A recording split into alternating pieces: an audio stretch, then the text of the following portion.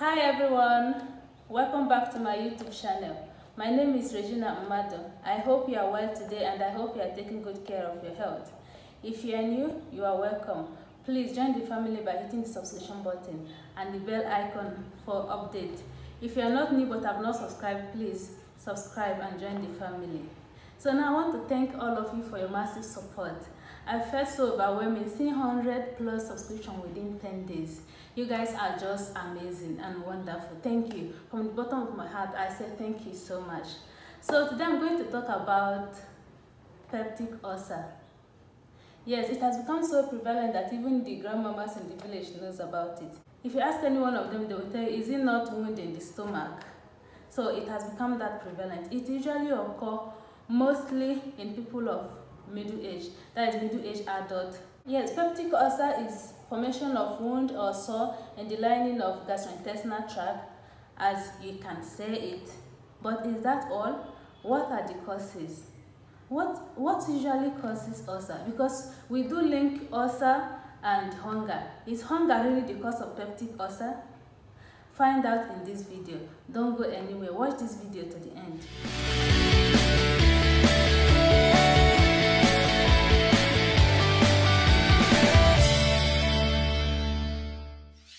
So peptic ulcers are degeneration and necrosis of gastrointestinal mucosa exposed to acid pepsin secretion. So where comes this acid and pepsin? Usually our stomach make acids and digestive enzymes like pepsin. Whenever we eat, the stomach releases these chemicals to help digest the food. But if everybody's stomach make acids and pepsin, how come it's not everyone that is suffering from peptic ulcer? The answer is this. Peptic ulcer occur only when this acid and digestive enzyme have direct contact with the mucosal layer. Usually, there is protective layer over the mucosa of gastrointestinal tract. This protective layer is called mucosal barrier. This will help to protect the gastrointestinal mucosa from being attacked by the acid and digestive enzymes. So anything that will erode this protective layer will expose the gastrointestinal mucosa for the attack of acid and digestive enzymes. So when this protective layer is wears off, an acid, that is hydrochloric acid made by the stomach, and the digestive enzyme have direct contact with the mucosal layer, then ulcer will occur. And when this ulcer occurs, it results in the symptoms of ulcers like burning sensation under the ribs or mild pain. This burning also might be mild or severe, and in some cases it will be so intense that you will feel like your stomach is set on fire. The next symptoms is heartburn. Some people usually have heartburn even without having peptic ulcer. That is different case, but heartburn is also a symptoms of peptic ulcer. Next thing is bloating, where you feel fullness even without eating. Indigestion, like after eating, the food will take lots of time before digesting. And the next thing is nausea, vomiting. This is rare in peptic ulcer, but it does occur. It doesn't mean that it's only peptic ulcer that will cause burning sensation in the stomach. There are other diseases like gastritis that can cause inflammation or burning sensation in the stomach. This ulcer might occur in any part of gastrointestinal mucosa like stomach, duodenum, or esophagus. But the most common one is duodenum and gastric ulcer, which is stomach ulcer. So everything I'm going to talk about this in this video will be mainly for these two, because esophageal ulcer is very rare. So what are these enemies that wears off the protective barrier and then expose the lining of the stomach for attack of acids and enzymes? Here comes the causes of peptic ulcer. So you have to listen, because like I asked earlier, is hunger really the cause of peptic ulcer? One of the major causes of peptic ulcer is bacteria called Helicobacter pylori. This bacteria will attack the protective layer. Just link this protective layer to your mobile phone. Whenever we buy mobile phone, we buy screen guard and then buy phone case to protect it from any damage. So anything that will hit or damage the screen guard of our phone can as well damage our phone screen. But because the screen guard is there, it will not affect the phone screen directly. So link this protective layer I'm talking about to your phone screen guard for better understanding. So this Helicobacter pylori will remove the protective layer of the stomach or duodenum and then expose it for the attack of acid and digestive enzymes. But you will be imagining, how come these bacteria survive in the acidic stomach, in the acidic environment? Yes, this bacteria is very tough and aggressive, that it can survive in acidic environment. It forms a protective layer so that the acid released by the stomach will not attack it, and then it will not be affected at all by the acidic environment. The next thing that causes peptic ulcer is non-steroidal anti-inflammatory drugs like aspirin, indomethacin, nimesulide, and other non-steroidal anti-inflammatory drugs. This is because this drug acts by inhibiting one of the components of this mucosal barrier, and because it inhibits it, then acid and digestive enzymes can easily attack the lining of the stomach or duodenum. That doesn't mean that if you take non-steroidal anti-inflammatory drug like aspirin once or twice, then you start having ulcer. But long-term use of these drugs will cause ulcer. So don't be a chronic user of non-steroidal anti-inflammatory drugs. So the next thing that causes peptic ulcer is gastritis. That is inflammation of the stomach. In this condition, the lining of the stomach will be red and swollen, but there is no ulceration, there is no wound. So if this is left untreated, then it can result in ulcer. Another thing is stress. Yes, stress causes peptic ulcer because it will reduce your immunity and sometimes cause hormonal imbalance, and even the content of the stomach and how it operates is controlled by hormones, by endocrine. So the next thing that causes peptic ulcer is acid and pepsin. That is in condition known as Zollinger-Ellison syndrome, where there will be overproduction of acid and digestive enzyme. In this case, it can also result in peptic ulcer. Another thing that can cause peptic ulcer is irritants like smoking, especially smoking tobaccos, and also cocaine. So chronic abusers of cocaine might as well have peptic ulcer. So another thing is genetic. Study shows that people with blood group O are more susceptible to have peptic ulcer than others. Don't ask me how. So these are the causes of peptic ulcer. So now I'm going to talk about the complications of peptic ulcer. That is, if ulcer is left untreated, it will result in these complications. Number one is obstruction. Though it depends on how deep the wound is. It may be duodenum stenosis, that is the narrowing of the duodenum, so that the passage of gastric content into the small intestine will be difficult, or the formation of the stomach.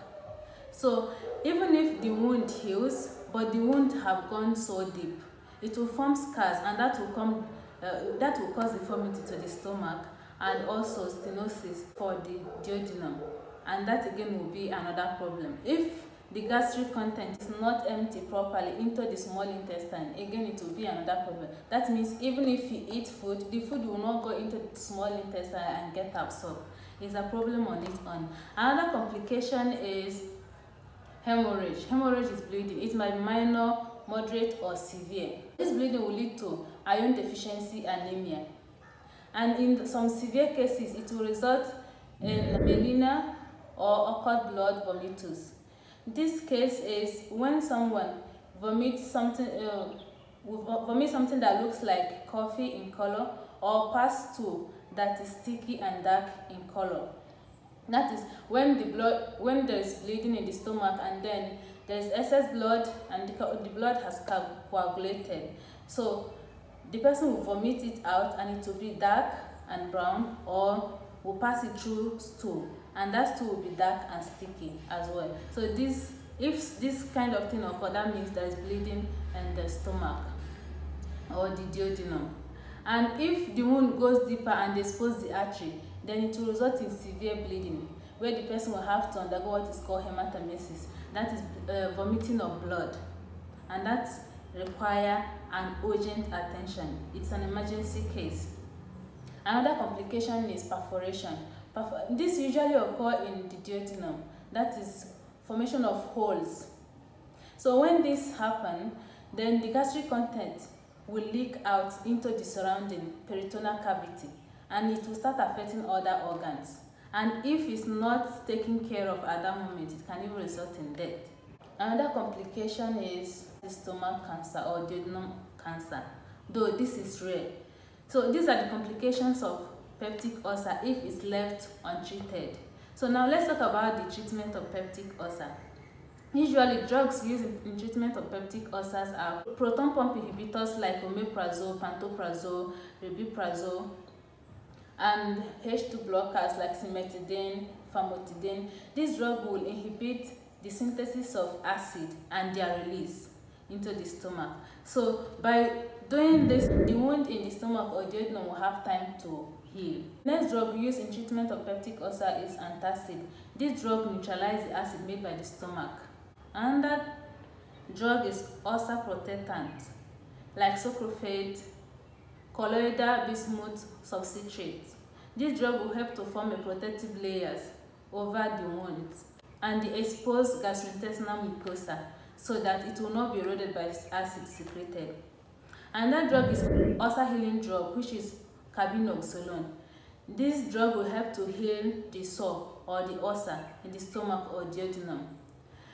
The last drug used is antibiotic. That is if the ulcer is caused by Helicobacter pylori bacteria, then antibiotics will be needed.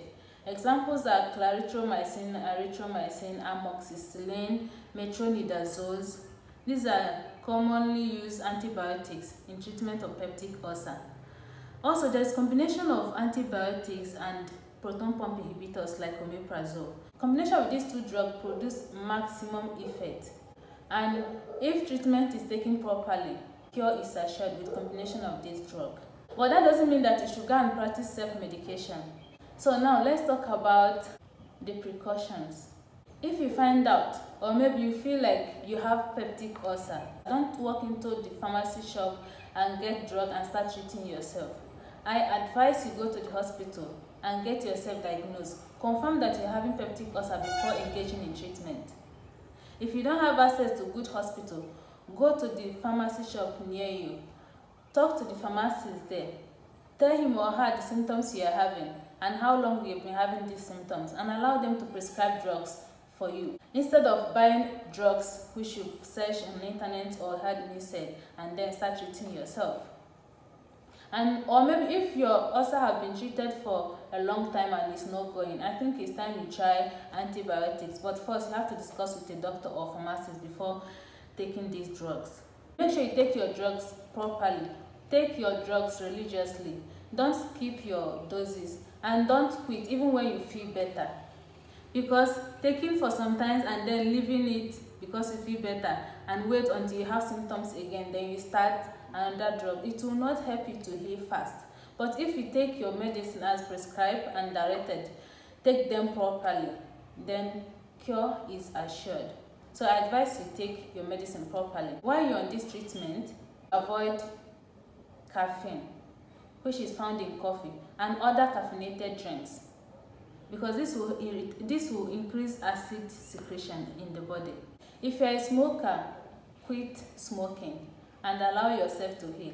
Avoid alcohol since this irritates the stomach. Control your stress and have a good sleep.